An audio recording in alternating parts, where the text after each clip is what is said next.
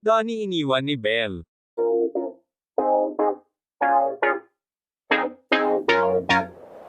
Lakas namang makaalta ni Belle Mariano dahil nanood pala siya ng F1 car race sa Singapore.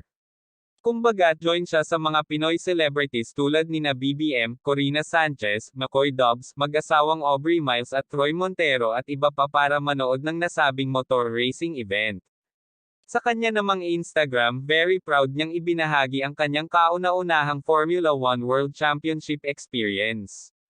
Nag-cheer ang actress para sa Team Ferrari. Post ni Belle sa kanyang IG, "What an experience, F1." May isa namang IG user na may handle na Kerwin King ang nagkomento kay Belle ng "So happy for you. See you next time." Hindi naman maiwasang mabatikos ito ng Dunbel fans. May napaiwaw sa kanyang komento. Ipinagtanggol naman ng ilang open-minded fani ang nasabing male follower ni Belle. Anila, kaibigan daw ni Belle ang nasabing guy at protective lang. Pagtatanggol pa ng iba, hindi raw dapat binibigyan ng mali siya ang pag-I love you nito sa kapareha ni Donnie. May ilan pang kofeneya na nag-cheer para kay Belle dahil para sa kanila ay lucky charm ito ng Spanish racer kaya nanalo ang huli. May kibutsers namang nagsabing iniwan ni Belle si Donnie dahil nag-solo flight ito sa Singapore.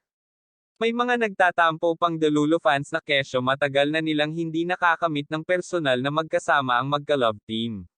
May nagtanggol naman sa aktres na kesyo naroon ito dahil sponsor ang kanyang trip ng isang women's clothing line.